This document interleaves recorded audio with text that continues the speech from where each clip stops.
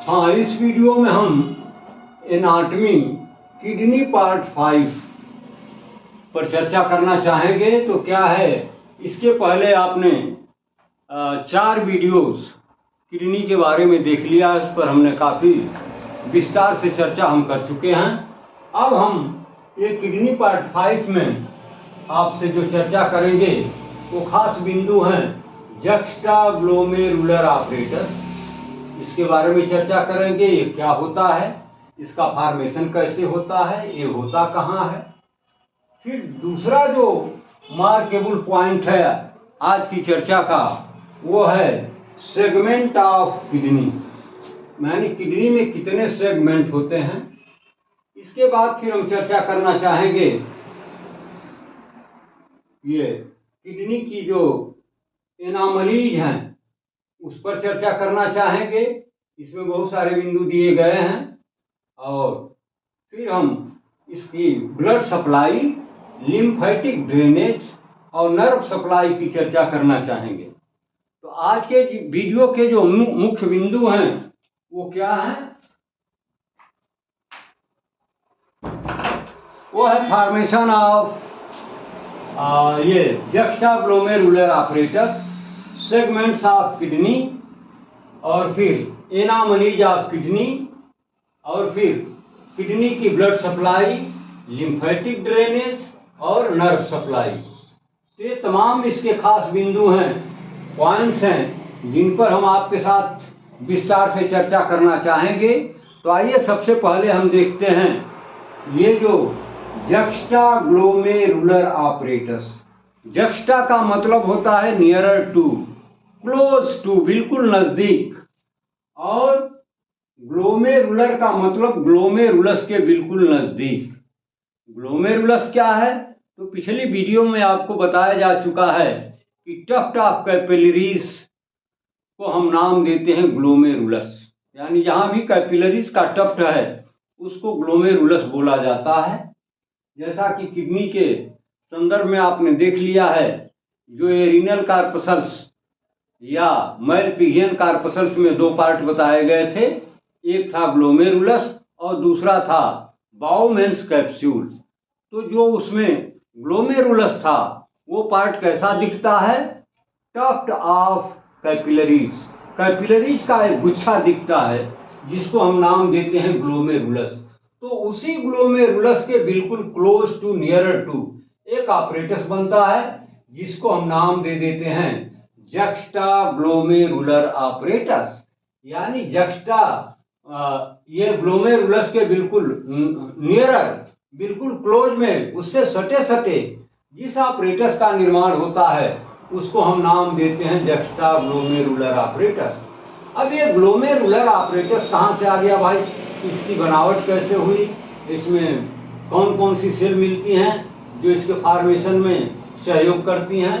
तो आइए, it is formed at the vascular pole of glomerulus, यानी ग्लोमेरुलस का जो ये रहा है आपका ग्लोमेरुलस, और ये रहा ऑफरेंट डिफरेंट, ये है इसका वैस्कुलर पोल। तो यहीं पर बनता है ये juxtaglomerular आपरेटस, which is intimately related to its own ascending limb of the loop of Henle। जैसा कि आप जानते हैं ये जो लूप ऑफ हेनली है उसमें 2 लिम्ब होते हैं। एक डिसेंडिंग लिम्ब, यानी पीसीटी के बाद जो रीनल ट्यूब्यूल की कंटिन्यूटी होती है, जो डिसेंड करता है ट्यूब, उसको नाम देते हैं descending limb of the loop of the Henley. और ये लूप बनने के बाद, यानी यू टर्न बनने के बाद उसका जो पार्ट ऊपर की तरफ एसेंड करता है उसको कहते हैं ascending limb of loop of Henle. तो ये सारी चीजें आपको पिछले वीडियोज में बता दी गई हैं। तो उसी एसेंडिंग जो लिम्ब है ट्यूब्यूल, इसका लूप ऑफ हेनले का, तो वहीं पर जहां उसका एंड होता है वहीं पर बनता है डिस्टल कन्वोल्यूटेड ट्यूब्यूल, यानी डीसीटी। तो वहीं पर इसका निर्माण होता है जक्स्टाग्लोमेरुलर आपरेटस का। और it consist of 3 types of cell, 3 तरह के सेल से इस आपरेटस का निर्माण होता है। वो 3 सेल्स कौन होती हैं, यहाँ पर नाम दिया गया है macula densa, juxtaglomerular cells and polkissen or agranular cells. ये 3 तरह की सेल्स हैं जिनके द्वारा इस ऑपरेटस का निर्माण होता है। तो आइए जाने मैकुला डेंसा, इस सेल को यही नाम क्यों दिया गया? तो मैकुला का मतलब होता है स्पॉट लाइक, धब्बा लाइक, और डेंसा का मतलब काफी घना, मतलब डीप। तो काफी डीप धब्बा लाइक स्ट्रक्चर अगर कहीं दिखता है तो उसको हम नाम देते हैं मैकुला डेंसा। आइए इसमें आप देखेंगे ये मैकुला डेंसा, ये धब्बा जैसा आपको दिख रहा है, यही वो सेल है जिसको नाम देते हैं मैकुला डेंसा। दूसरा है जक्स्टाग्लोमेरुलर सेल्स।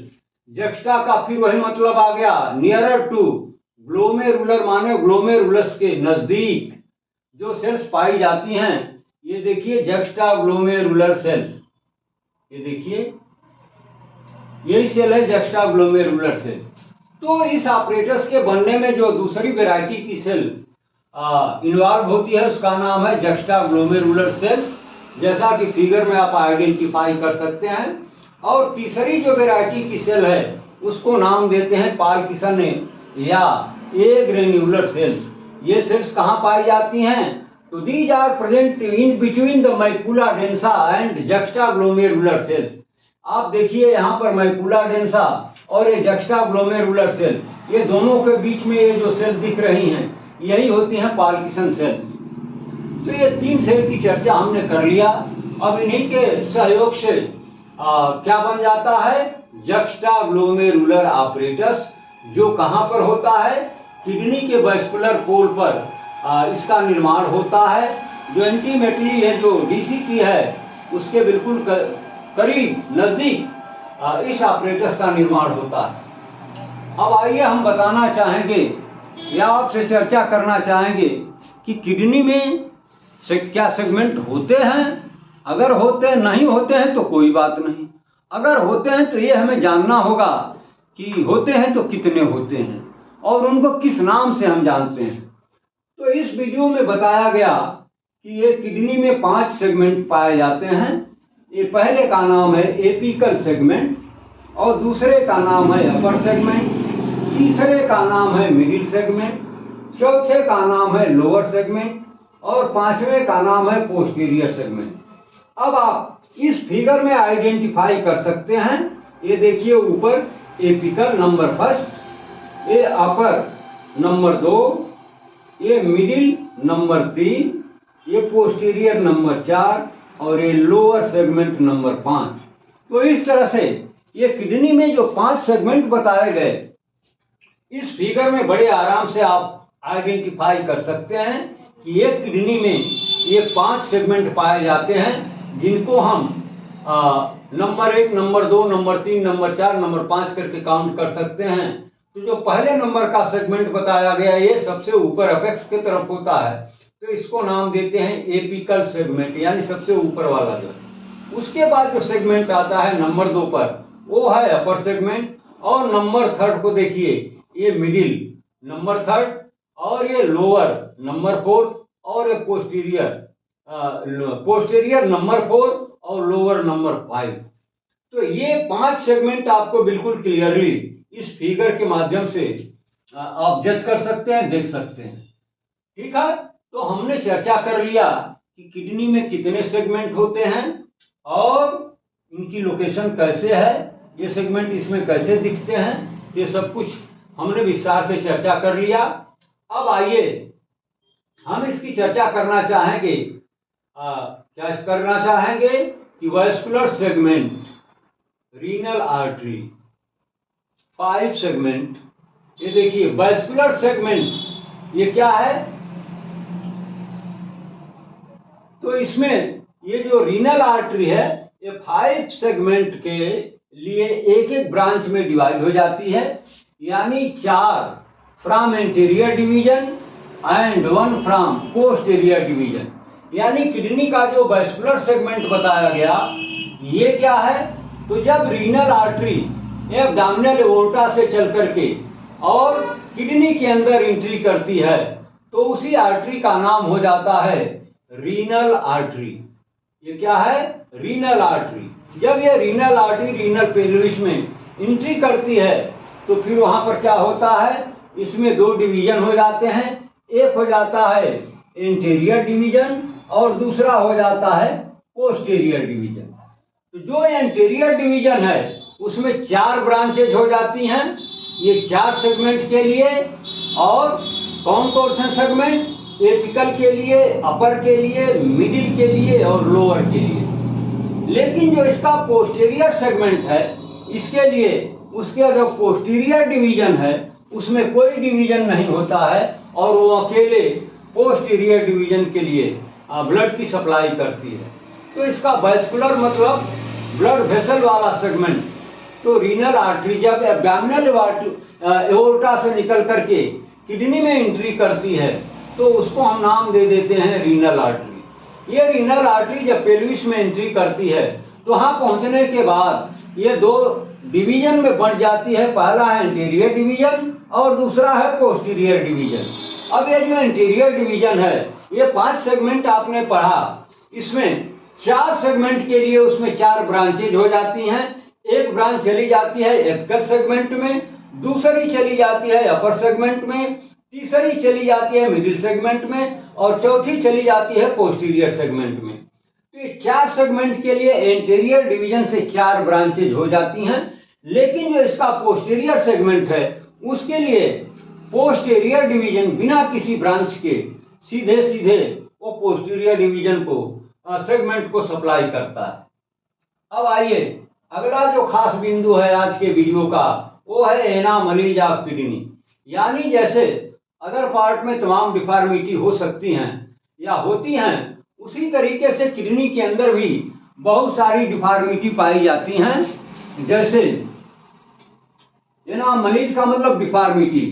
पहला इसमें दिया गया पॉलीसिस्टिक किडनी, यानी किडनी के अंदर बहुत सारे सिस्ट का हो जाना। ये करता क्या है? ये देखिए इस फिगर में ये किडनी है, इसमें बहुत सारे सिस्ट आपको दिख रहे होंगे। इस तरह से किडनी के अंदर बहुत सारे जब सिस्ट हो जाते हैं तो दिक्कत क्या होती है? Resulting non union between excretory part and collecting part of kidney which may be congenital. तो प्रायः तो ये कंजेनाइटल होते हैं, लेकिन बाद में भी हो सकते हैं। लेकिन बहुत सारे केस में ये कंजेनाइटल ही बहुतायत से पाए जाते हैं। तो ये पॉलीसिस्टिक किडनी से दिक्कत क्या है भाई? कि ये देखिए ये सिस्ट है। अब ये अगर किडनी का ये जो नेफ्रॉन के 2 पार्ट आपको बताए गए, एक था एक्सक्रीटरी पार्ट और दूसरा था कलेक्टिंग पार्ट। अब दोनों के बीच में यदि कोई सिस्ट आ गया तो निश्चित रूप से बैरियर का काम करता है और एक्सक्रीटरी पार्ट के द्वारा एक्सक्रीट किया हुआ जो मटेरियल है वो कलेक्टिंग डक्ट तक नहीं पहुंच पाता है, माने वो उसका ब्लॉकेज हो जाता है। तो इसका मतलब ये जो यूरिन है वो फिर आगे बढ़ नहीं पाता है और किडनी में ही रुक जाता है। और क्या इसमें एनामलीज पाई जाती है? ये देखिए लिखा हुआ है resulting non union between excretory and collecting part. यानी डीसीटी के आगे जहां पर इनर ट्यूब्यूल का इंड होता है और एज जंक्शनल ट्यूब्यूल ये कलेक्टिंग डक्ट की बिगनिंग होती है, वहां पर अगर सिस्ट बन गया तो फिर यहां से एक्सक्रीट किया गया यूरिन कलेक्टिंग डक्ट में जा नहीं पाता है। रिजल्ट क्या होगा? यूरिन का एक्सक्रीशन स्टॉपेज में जाएगा, बंद हो जाएगा और यूरिनेशन नहीं हो सकता। दूसरा जो बताया गया हार्स शू शेप्ड किडनी। किडनी कभी कभी हार्स शू शेप, हार्स शू का मतलब हार्स में जानते हैं घोड़ा और शू का मतलब जूता। तो क्या घोड़ा जूता पहनता है? जी हाँ, लेकिन वो ऐसा जूता नहीं होता है जो हम आप पहनते हैं ये फीता चोटी वाला। इसका शू जो होता है, आपको पता है कि घोड़े चूंकि एक रेसर जानवर है तो उसके पैरों में हम एक मेटल का डिवाइस लगाते हैं जो यू शेप्ड होता है, उसी को हम नाम देते हैं हार्स शू शेप, या हिंदी में जिसको हम नाम देते हैं घोड़े की नाल।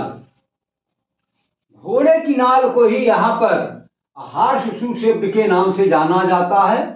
तो कभी कभी होता है कि union of lower poles, kidney के दोनों पोल अगर लोअर वाले अगर यूनाइट हो जाएं तो फिर आप इमेजिन कर सकते हैं कि किडनी जो है हार्श सुसेप्ट हो जाएगी।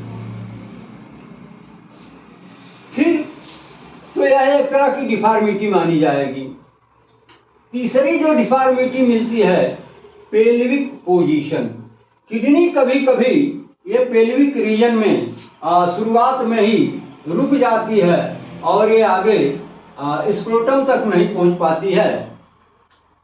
किडनी में persist in the early pelvis position resulting renal artery persist from the common iliac artery. ये पेल्विक पोजीशन इसकी क्या है? किडनी में persist in the early pelvis position. ये जो किडनी है ये पेल्विस के अर्ली स्टेज में ही रुक जाती है, फिर आगे नहीं बढ़ पाती है। रिजल्ट क्या होता है? Renal artery persist, renal artery arises from the common iliac artery. ये जो रीनल आर्टरी है ये वास्तव में किसकी ब्रांच है? ये एब्डोमिनल एओर्टा की ब्रांच है, जो एब्डोमिनल एओर्टा से निकल करके सीधे किडनी में एंट्री करती है और ब्लड की सप्लाई करती है। तो फिर ये डिफॉर्मिटी हो जाने की वजह से जब ये पेल्विस के अर्ली पोजीशन में अगर ये किडनी परसिस्ट कर गई, रुक गई, तो फिर ये जो रीनल आर्टरी जो किडनी के ब्लड के सप्लाई के लिए जिम्मेदार होती है उसकी बिगिनिंग कहाँ से होने लगती है? The common iliac artery. यानी ये एब्डोमिनल एओर्टा से बहुत आगे जाकर के ये जो कॉमन इलियक आर्टरी होती है उससे निकल करके और किडनी को ब्लड की सप्लाई करती है, जो ये त्रुटिपूर्ण है, दोषपूर्ण है और किडनी के लिए ये प्रॉपर रिस्पांस नहीं दे पाती है। अब है चौथा एप्लेसिया या हाइपोप्लेसिया। इसमें कभी कभी एक तरह की डिफॉर्मिटी ये पाई जाती है कि जैसा कि आप जानते हैं kidney are a pair of excretory organs situated one on each side of the vertebral column। Kidney की संख्या 2 होती है जो वर्टिब्रल कॉलम के दोनों तरफ एक एक की संख्या में पाई जाती है। लेकिन जब उसमें इस तरह की डिफॉर्मिटी होती है तो ये जो दोनों किडनी हैं वो या तो राइट साइडेड हो जाती हैं या फिर लेफ्ट साइडेड हो जाती हैं। तो यह किडनी के लिए एक डिफॉर्मिटी मानी जाती है। अब आइए किडनी की ब्लड सप्लाई के बारे में हम चर्चा करेंगे। तो किडनी को ब्लड की सप्लाई कैसे होती है, किन किन आर्टरी के द्वारा होती है। तो आइए ब्लड सप्लाई में हम देखें। ये जो एब्डोमिनल एओर्टा है at the level of lumbar two vertebra, वहीं से इसकी एक ब्रांच निकलती है जिसको हम नाम देते हैं रीनल आर्टरी। ये रीनल आर्टरी कहाँ पहुंचती है? रीनल पेल्विस में पहुंचती है और वहां पर 5 सेगमेंटल आर्टरी में डिवाइड हो जाती है। जैसा कि ये 5 सेगमेंट आपने देखा तो एक एक सेगमेंट के लिए इसमें 5 ब्रांचेज हो जाती हैं। चूंकि ये एक एक सेगमेंट के लिए जाती हैं एक एक ब्रांच, इसलिए सेगमेंट में जाने के नाते, जाने के कारण इनको हम नाम देते हैं सेगमेंटल आर्टरी। यानी रीनल आर्टरी की वो ब्रांचेज जो किडनी के सेगमेंट में ब्लड की सप्लाई करती हैं उनको हम नाम दे देते हैं सेगमेंटल आर्टरी। फिर ये सेगमेंटल आर्टरी किसमें डिवाइड हो जाती है? लोअर आर्टरी में। यानी ये बिल्कुल जो पिरामिड का अपेक्स है वहां पहुंच जाती है, तो इसको हम नाम देते हैं लोअर आर्टरी। फिर ये लोअर आर्टरी इंटरलोबर आर्टरी में डिवाइड हो जाती है, यानी 2 पिरामिड के बीच में एंट्री कर जाती है। जब एंट्री करके ये ऊपर असेंड करती है तो इसका नाम हो जाता है इंटरलोबर आर्टरी। ये लोअर आर्टरी जब पिरामिड के बेस पर पहुंचती है तो वहां पर ये आर्च लाइक स्ट्रक्चर में कन्वर्ट हो जाती है, उसके बेस के साथ ही ये टर्न हो जाती है, तो वहां पर आर्च लाइक स्ट्रक्चर बन जाता है। तो फिर उसके आगे के पार्ट को हम नाम देते हैं आर्कुएट आर्टरी। फिर ये आर्कुएट आर्टरी इंटरलोब्यूलर आर्टरी में कन्वर्ट हो जाती है, यानी जो cortical arch base of the pyramid के साथ लोब्यूल्स बनाता है उसमें जब ये एंट्री कर जाती है तो उसी का नाम हो जाता है इंटरलोब्यूलर आर्टरी। फिर वो जब कार्टेक्स में एंट्री करती है, जहां पर इंड आर्टरी के रूप में टर्मिनेट हो जाती है, तो उसमें दोनों साइड में बहुत सारी पतली पतली ब्रांचेज निकलते हैं, जिनको हम नाम देते हैं अफरेंट आर्टेरियोल। ये अफरेंट आर्टेरियोल करते क्या हैं कि ग्लोमेरुलस के अंदर ब्लड को ले जाते हैं। देखिए, ये रहा ग्लोमेरुलस और ये रहा अफरेंट आर्टेरियोल। यानी ग्लोमेरुलस के अंदर जो ब्लड जाता है फिल्ट्रेशन के लिए, वो अफरेंट के द्वारा किडनी के ग्लोमेरुलस में पहुंचा दिया गया। अब यहां से फिल्टर होने के बाद जो ब्लड निकलता है इससे, उसको हम नाम देते हैं इफरेंट आर्टेरियोल। तो आपने देख लिया, ये रहा blood supply of the kidney कैसे शुरू होती है। यानी एब्डोमिनल एओर्टा से जो आर्टरी निकल करके किडनी में जाएगी, उसका नाम होगा रीनल आर्टरी। ये रीनल आर्टरी जब किडनी के रीनल पेल्विस में एंट्री करेगी, साइनस में एंट्री करेगी, तो वहां पर इसमें दो डिवीजन, ये ऊपर बताया गया एंटीरियर डिवीजन, पोस्टीरियर डिवीजन, दो डिवीजन में बढ़ जाएगी। जो एंटीरियर डिवीजन होगी उसमें से 4 सेगमेंटल ब्रांचेज निकलेंगी, जो एपिकल, अपर, मिडिल और लोअर के लिए ब्लड की सप्लाई करेंगी। और जो पोस्टीरियर डिवीजन होगा, वो पोस्टीरियर सेगमेंट के लिए अकेले ब्लड की सप्लाई करेगा, उसमें कोई ब्रांचिंग नहीं होगी। अब आइए एनामलीज ऑफ किडनी। तो पॉलीसिस्टिक किडनी का मतलब आप समझ गए। किडनी में जब बहुत सारे सिस्ट हो जाएं, तो उसको हम नाम देते हैं पॉलीसिस्टिक किडनी। इसमें और क्या दिक्कत है कि जब ये कोई सिस्ट अगर एक्सक्रीटरी पार्ट और कलेक्टिंग पार्ट के बीच में अगर कोई सिस्ट फॉर्म हो जाता है, तो फिर दोनों में नॉन यूनियन की कंडीशन हो जाती है। और इसका जो एक्सक्रीटरी पार्ट है, वो फिर यूरिन को कलेक्टिंग डक्ट में भेजने से रुक जाता है। और दोनों का चूंकि नॉन यूनियन है, इसलिए यूरिन उससे आगे नहीं बढ़ पाता है। और देखिए, हार्स शू शेप्ड किडनी, कभी कभी किडनी के दोनों लोअर पोल आपस में फ्यूज हो जाते हैं, यूनाइट हो जाते हैं, तो किडनी का जो शेप है वो कैसा हो जाता है, घोड़े के नाल के आकार का हो जाता है, यानी हार्स शू शेप्ड आकार में चला जाता है। और अगर किडनी कभी कभी ये पेल्विस में अर्ली पेल्विस पोजीशन में अगर चली जाती है, तो फिर रिजल्ट क्या होता है, रीनल आर्टरी की बिगिनिंग जो है एब्डोमिनल एओर्टा से ना होकर के किससे होने लगती है, कॉमन इलियक आर्टरी से होती है, जो कि एक एबनॉर्मलिटी, डिफॉर्मिटी मानी जाती है। और जो चौथे नंबर की डिफॉर्मिटी बताई गई, वो होती है एप्लेसिया या हाइपोप्लेसिया। इसमें डिफॉर्मिटी क्या होती है कि दोनों किडनी एक ही साइड में इकट्ठा हो जाती हैं, या तो राइट साइडेड या फिर लेफ्ट साइडेड। ये किडनी की एक डिफॉर्मिटी है। अब आइए ब्लड सप्लाई की बात हम करें, तो एब्डोमिनल एओर्टा से ये L2 के लेवल पर एक ब्रांच निकलती है, जो किडनी के अंदर ब्लड लेकर के जाती है। उस आर्टरी का नाम होता है रीनल आर्टरी। और ये रीनल आर्टरी फिर जब रीनल पेल्विस में जाती है, तो वहां पर एंटीरियर और पोस्टीरियर डिवीजन में बंट जाती है।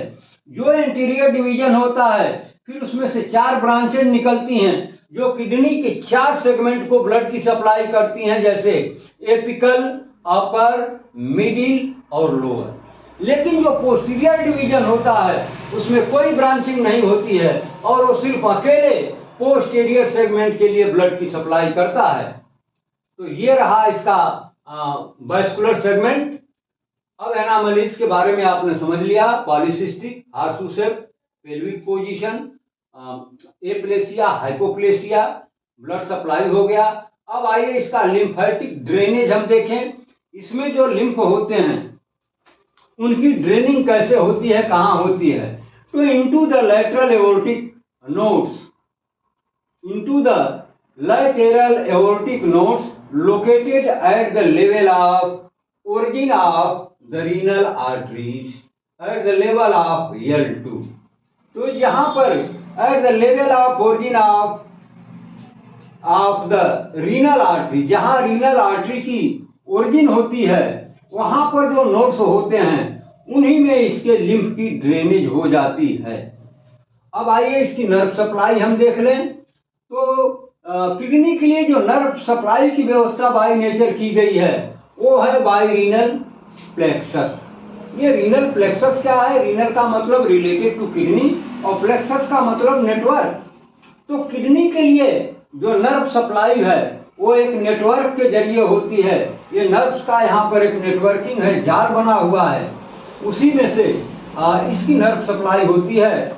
इसमें दे रहा है कि सिंपैथेटिक ये कहाँ से होता है? तो सेगमेंट T10 से लेके L1 fibres which are chiefly vasomotor।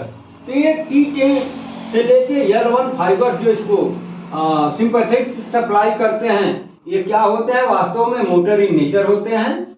और जो इसके ऑपरेंट नर्व्स होते हैं वो belong to the segment of T10 to T12। तो आज के वीडियो में हमने जो मुख्य बिंदु इसके थे इस पर काफी विस्तार से चर्चा कर लिया है। अब हम इस वीडियो के यहीं क्लोज करेंगे।